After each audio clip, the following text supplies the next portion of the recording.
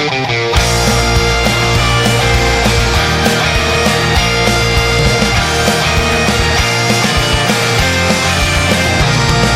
this one's for the workers who toil night and day, by hand and by brain, to earn your pay, who for centuries long past for no more than your brain. Friends, fans, followers, leaders, and true believers, thanks for tuning in and checking out the show. I'm Joshua Bryan. Welcome to Civilianization. And it's weird to call it Civilianization because it really hasn't even sunk into my head yet that I'm a civilian. I retired not even 24 hours ago. Yeah, it's August 1st, 2016. My first day of being a civilian since July 2nd, 1996, which is when I left for boot camp. What I want to do, my goal for this show is to have, friends I've served with, or comics, or people, actually vets that have a good story and might be able to help out or might be able to entertain you. I started back in Fremont, Ohio, and I really wanted to get out of town. It was a boring fucking city, but the thing was I was just, I don't want to say I was wrapped around the wrong crew, because everybody was pretty cool. It's just I had a lot of people that were around me that weren't doing shit, man, and they had no intentions on doing anything, so I was seeing that. And then people really didn't know what the fuck they wanted to do, and I didn't want to go to a college, and I really wasn't a big fan of factory life. So I was like, okay, fuck it. So I weighed out my options. I looked at Hobart and Troy, Ohio, and it's hard to get in there at the time.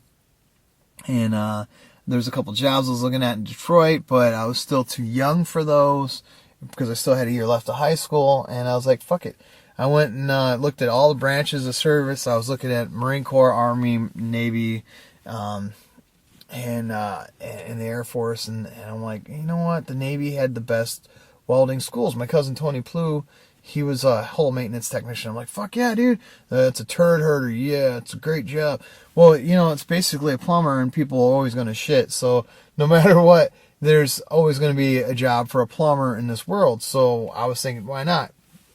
Because you're doing a lot of welding, and that was actually the main thing.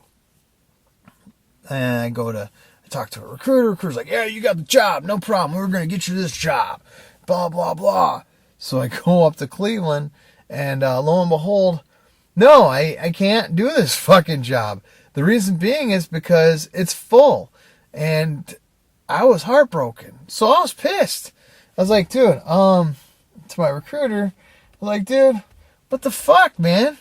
You said I had this job. Not a problem. It seems to be a problem to me, And he's like, well, you're going to take a job now. You're going to pick something. You're going to the Navy today. You're definitely taking a job. And I was like, no, I'm not. How are you going to get home? I'm like, well, I have my dad or my friend TJ or somebody will come up here and fucking give me a ride, man. It's the day before cell phones, but I don't give a fuck. I'll figure out. I'll skywrite. I don't give a shit. I'll get somebody to come get me. And as we're having this kind of weird conversation, the lady's like, hey, I got another job for you, though, that you might be interested in. And I was like, okay, what is it? Well, come on back to my office. So I went back to her office, and it was steelworker, which is a Navy Seabee, which is all vertical construction. It's a land-based job. She's telling me, look, you're going to have you have the possibilities for the same schooling that you have for HTs, which that's kind of true, but not really. She didn't fucking know. You have that opportunity for those schools. You have all this other stuff, but it's all construction. It's all on land. But what really, really got me was the part where the humanitarian side, and disaster relief, recovery, repair, that kind of stuff. I was like, oh, that's cool, because to tell you what, truth, man, I'm a hippie at heart, and that was, I had long hair. It was the grunge era, so I looked like I could have been a guitarist or somebody in Temple of the Dog or fucking Soundgarden or something. And the thing was, that's all I really wanted to do. I wanted a good job, but I wanted to give back. And I think give more than you take is always been part of my life, because it just feels right, and and that's the thing. I fucking want to stick with that. And welding, construction, hell yeah. There was no real wars, and I don't want to discredit anybody that was in the Gulf War, the Desert Storm, Desert Shield, but it just wasn't that long. And the time frame for it, I mean, I was a kid, so my mind span, or it wasn't as televised as, you know, fucking the one we just, the last Iraq was. And it really wasn't like, I was a kid, so it really didn't seem like a big deal, you know. I didn't understand that shit. And so I went in, I took the gig, I was like, okay, cool. I had to wait a year before I could leave, so I had my high school sweetheart, Heather Culbertson, and she didn't really talk me out of it, but, you know, there was a lot of things like, oh, we should stay, it'd be cool. But, you know, I already had my mind set that, you know, hey, I gotta go, and, you know, she's had to do her thing too. I mean, we're kids. And I think, you know, I honestly don't think I've ever really dug a chick as much as I dug her. I think a lot of it too, though, is where a lot of us as adults forget is that, you know, when you're young, you got 10 times as many emotions and than you have. So it's before you got ripped off a bazillion times and your heart broken at least a dozen. You know, so you're still a fucking kid, man. And that's one thing too, is like when you're dealing with these 18, 19, 20, 21-year-old kids, and I say kids because I'm older now, but when you're dealing with, they're fucking adults. I get it, whatever. But when you're dealing with these people, they're a little bit more emotional than you. So they're going to take things, especially the kids nowadays. Fuck. You couldn't show the emotions back then that you can now. These kids show emotions, man, and it's not a bad thing to cry anymore, and they're a lot more emotional. So, just keep. You gotta remember that shit nowadays. You didn't have that back in the day, you know. But the thing is, I'm glad I didn't chicken out. I'm glad I fucking left when I had to, you know. And I almost didn't. My last job I worked in a factory at Stylecrest in Fremont, Ohio. And this is one of the things that kept me from almost not going. Was that I had this gig, and it was like, oh, it's great money. And I would say for 2 weeks of my life, I'm like, this is great money. I'm going to do this. Fuck that. I'm not going to go in. I took a fucking piece of metal, I slapped it onto a rod. Basically, I took a disc and I slapped it onto a bar, and I welded it, MIG welded it, boom. Took another one, MIG welded it, boom. Put a cap on it, MIG welded it, boom. One. All right, cool. Slap another piece, weld, two, weld, three, 784, 785. And the fucking night, oh, you guys are going so fast that they need help in the paint booth. So in the painters, when you're painting, you took all these fucking anchors and you hung them up on this thing. It reminds me of like the thing that your clothes are hanging on in a dry cleaner shop, and it spins around. It goes all the way around. It goes around in this big tub of paint, and then it comes back up. It drips onto this plastic on the floor, and then it goes around again, and that's it, man. I'm like, oh, this is so cool. Second week I'm there, I'm like, what the fuck? There are people that are 37, 38, 52, 64 years old in this bitch, have been doing this shit all their life. I can't handle it. I was doing it for 2 weeks, and I'm like, this is fucking mind-numbing. The paycheck was great for a 19, 18-year-old kid, you know, but fuck that, man. That's when I'm like, oh, dude, can't wait to get the fuck out of this town. You know, so I had the fucking I had the job orders. I had the fucking gig ready, lined up, and I was so happy I did that. You know, getting ready to go. My senior year, there's like a few of us. There's three of us. We hung out together. Me, Eric Swinehart, Lee Noss, and Lee, good buddy of mine. Unfortunately, got busted with a shit ton of acid. No, well, the thing was, he had a shit ton on him. And he only got busted with 10 hits. It was in his fifth pocket. And ever since that day, he's like, oh, fucking fifth pockets are bad luck. you know, and son of a bitch. He goes away, and I'm like, fuck. I got like, I don't know, 6 months, 5 months until I'm leaving. And I'm like, dude, there's no way I want to stick around and be sucked into this bullshit. Lee, I love Lee to death. I loved him to death, man. He was like a real good dude. And it was just so sad, man. And, you know, so it was like Lee, Eric, and myself. We were selling a lot of shit in school, man.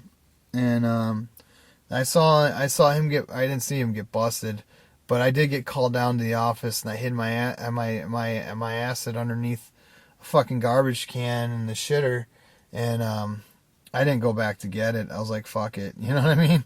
And you know, I thought I was done, and fuck that. Eric did the same thing. Eric put his in the deck of cards, and he's like, hey, dude, you can have it if you want it, but if not, you know, I'm gonna throw it away. So somebody else got busted with it. So Lee gets busted, and this other dude in my class gets busted, and I'm still thinking, holy fuck, man. No, I need to get the fuck out of this town, man. And I did, obviously. So. And the thing about Lee too is, like, he's one of my friends from back home. Like, I'll hear that Rolling Stones song, shit, just a shot away. I can't think of the name of it, but always reminds me of the dude. We were high as fuck driving around, laughing at things, doing dumb shit, typical kid stuff in a small town. And Give Me Shelter, that's the song. And Lee was a good dude. And the thing about him, I'll talk about it later. The thing was I fucking did the whole thing. My high school sweetheart didn't really talk me out of it. It was kind of tough to not go. I went from there to I ended up going to boot camp in July, right? And then when I got to boot camp, it's kind of weird because, you know, when you go to boot camp, you want to do good, but the thing is, here's a secret to it, is you don't want to be a superstar because you get called upon to do dumb shit all the time, and you don't want to be below par. In other words, you want to be above mediocre. And if you can be above mediocrity but below superstar, life is so fucking good for you. And that's one of the things too, is like, it's talking about being a hippie at heart. And this is the best thing for anybody military. And I honestly think this is the best thing for anybody in the comedy community or in whatever arts, improv, whatever the fuck you're in. The best thing to do is always take a little but give a lot, you know. And that's the thing too, is like, if you see somebody struggling, help out. That's the biggest thing. If you can help people out, it's not going to hurt anybody at the end of the day. You know what I'm saying? So that's the biggest thing. If you can do that, give more than you take. And that's the at the end of the day, if you can do that, you're going to be so much better off. You know, so you never want to hurt anybody. Or I guess the term is, you never want to blow anybody's candle out to make yours glow brighter. And I've always liked that term. I think Chelsea Handler just said it on some show not too long ago, which that's always pretty good. And boot camp. The funny thing about boot camp is I don't really remember everybody from boot camp. I did my time, and we really weren't tight. It was kind of like fast and through. Like, a lot of people were like, oh yeah, we're best friends and da-da-da from that. But the funny thing was after I got done with after I got done with Great Lakes, I went to Gulfport, Mississippi. Now, in between there and there, one of the weirdest things happened to me, and it still stands out a lot in my life, was I went to the O'Hare Airport, and at the airport, somebody actually thanked me for my service. And I didn't have shit on my uniform. You know what I'm saying? This is pre 9/11, and so nobody was getting that. And it was post Haiti, so nobody was getting national defense medals or anything. So I had nothing on my thing. And this guy, probably a little bit older than my dad's age at the time, came out of nowhere, and me being my pussy whipped young self, I'm just trying to call my girlfriend and call my dad, and he's like, "Thanks for your service," and it still baffles me to this day, like, why, why you say that? But I mean, I never understood it, and I do now. But back then I still don't get it. It's still just, I still remember those feelings though. It's, people are basically thanking us for something that they wouldn't do. I mean, like, they can do their shit because we did our shit, and it's kind of like saying, hey man, thanks for doing what you do. Whether it, be what they think's cool or not, whatever it is, but keep having these people driving around. I think it's security, base security. I don't want to get in trouble for recording this podcast. I'm still looking around. I'm like, fuck, man. I don't want to get in trouble for recording a podcast, but I'm not really trespassing or anything. I've been here forever. I'm kind of a fixture here. I say that as they're like, get out of the car. No, it sucks. I had to come back up here to record this fucking thing because I wanted to have the nostalgia's sake of recording it here at Spaces in the parking lot. I know it's dumb. I know. I really should have just said fuck it and lied and said I did it somewhere. Anyways. So anyway, after I left the O'Hare Airport, I went to Gulfport, Mississippi. I get to Gulfport, and I come to find out that I go to Steelworker A school, and I'm like, fuck yeah, this is cool. I get there, and there's a bunch of people I just became friends with, right away. And, the weirdest thing about it all is that not many people from boot camp I known, but there's so many people from A school, which is a Gulfport, Mississippi school, that have been my best friends ever since then. I just did a round trip. I did a roast-tirement ceremony instead of retirement ceremony. I did a roast-tirement ceremony in May. And then, 3 days later, my mom left California, and I left as well, and I drove a big oval around the United States. And when I drove that oval, I ran into at least a dozen different people that I've served with at one time or another in my career. And two of the people were the people from practically day one. And Jeff Ruppel and three actually, Jeff Ruppel, Doug Newman, and Jimmy Redinger. And it's crazy because they go back to 1996, man. And we used to get so fucked up. We get tanks, man. There's a place called the Seagull, and it's cool because there's a little bunch of bungalows, and there's all these cabanas, whatever you want to call them, but they're small little one bedroom little fucking shanty building things, and we just get 40s, and we'd fucking just get so fucked up every weekend. It was the best, especially when you're 19, 18 years old, and it's the first time you're really away from home and all this other shit, and it was so cool. And I'm like, oh, cool. And then I started thinking, oh, why did I leave town? Oh yeah, to not do this, whatever. So I just kept doing it, and which that was stupid, but it was fun, and so yeah, I left there, and it was as I was leaving Gulfport,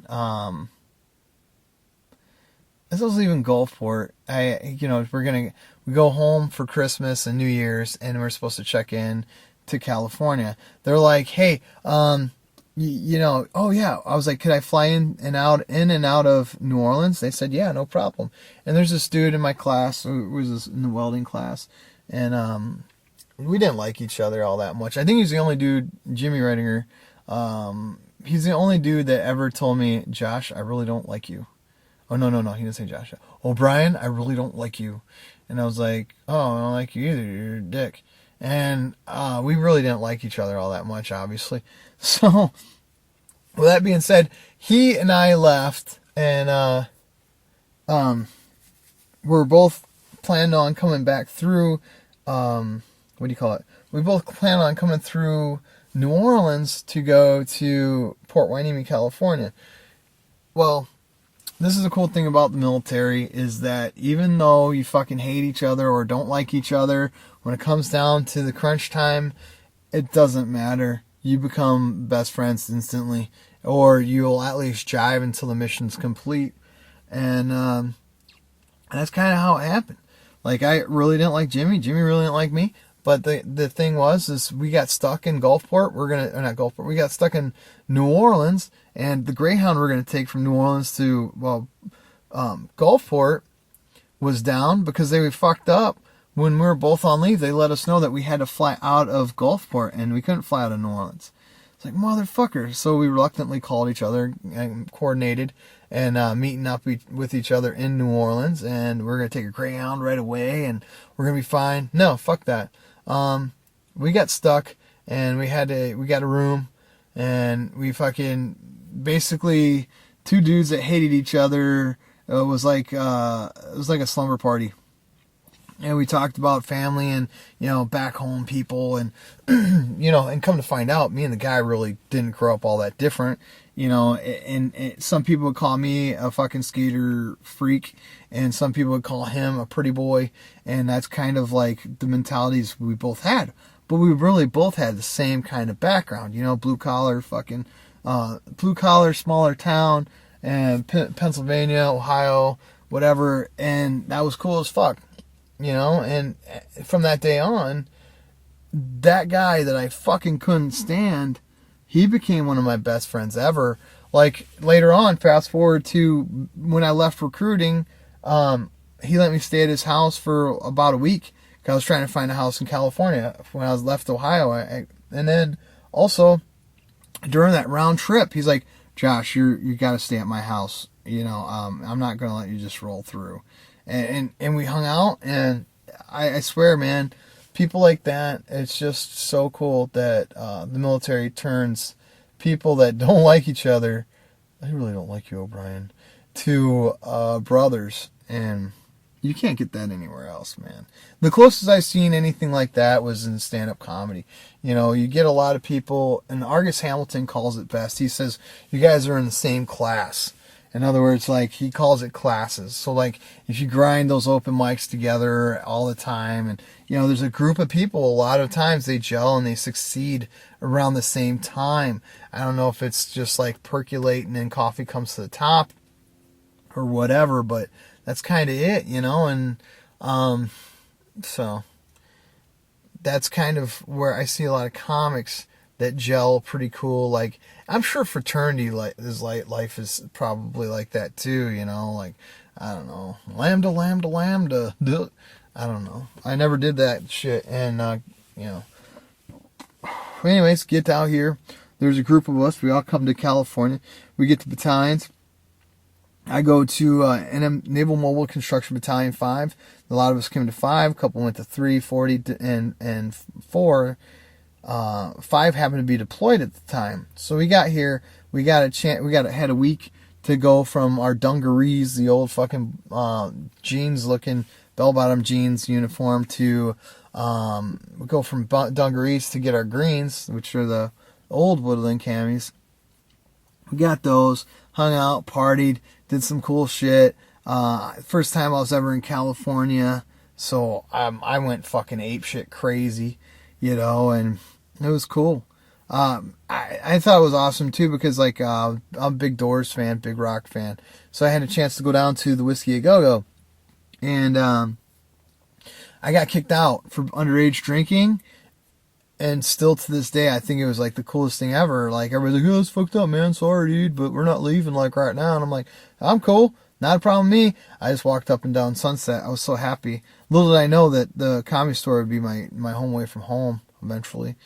But at that time, I was so stoked because I just got thrown out of the same place that my hero Jim Morrison got thrown out of. So I'm like, fuck yeah, this is so cool, you know? And that's still to this day one of my favorite fucking memories. And went to Okinawa, get to Okinawa. And when we were there, fuck, man, I get assigned to the Wasi Seawall. It's a badass bitch, and I talked about it on Joshua's radio show not too long ago. But it was awesome. I learned so much from Derek Schmitty and Keith Foster. And those guys own a company called Builders West in San Diego now. It's kind of crazy. My first two bosses were that tight that they ended up opening a business together in California. And that's to me, that's fucking badass. You know, so they got that going on. And then you go from there to, what is it? You go from there to, shit, man, months.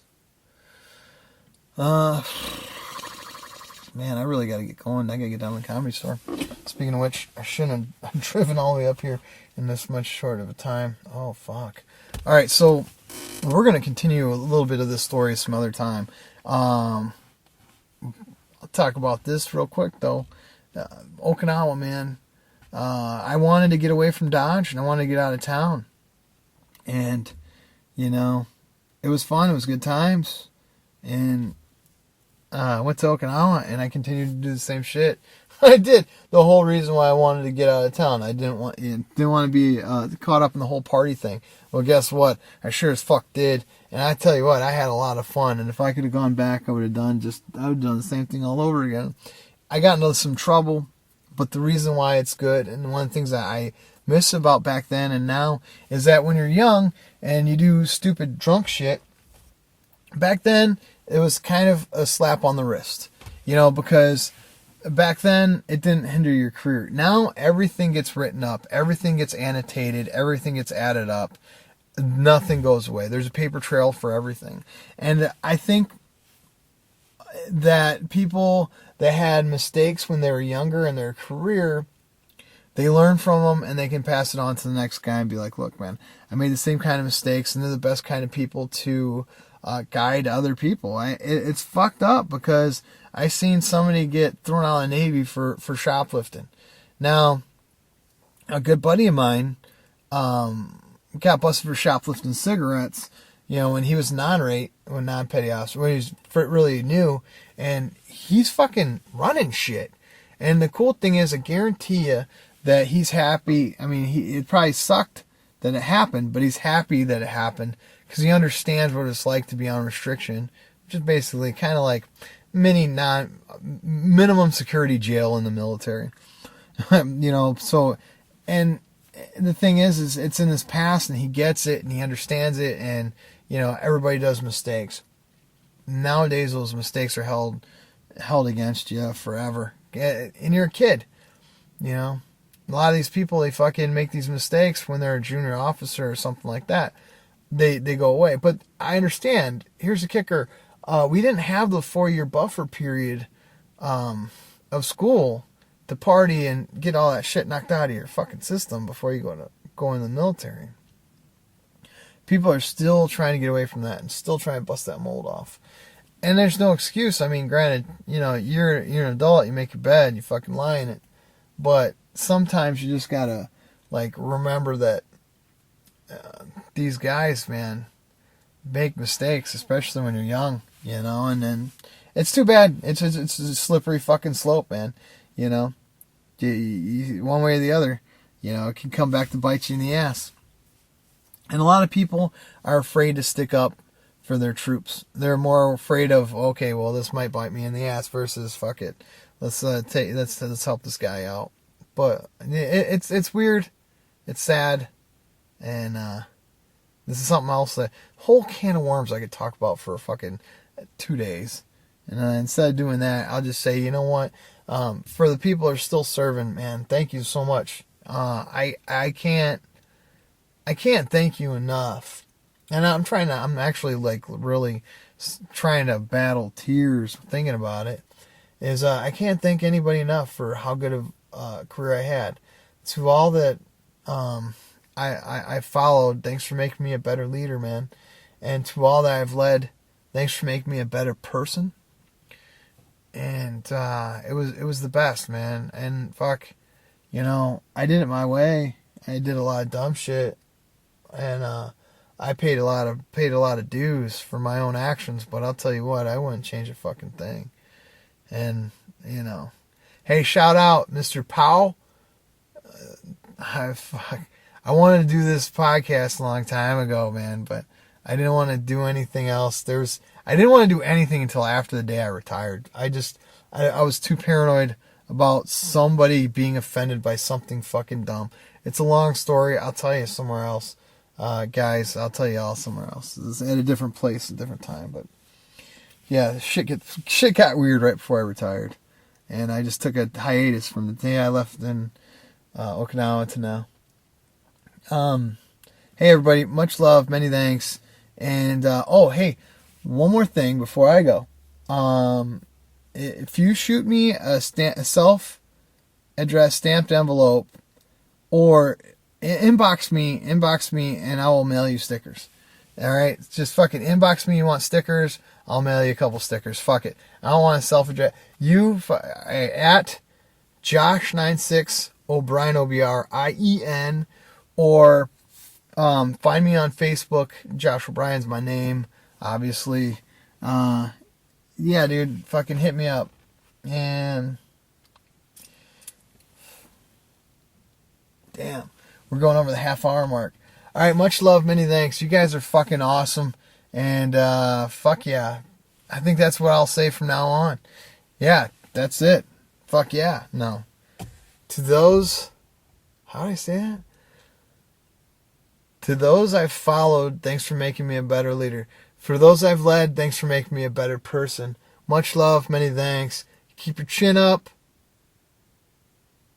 Never let the bastards get you down. And never fucking forget, Obi loves you. Fuck the bozos. I'm out.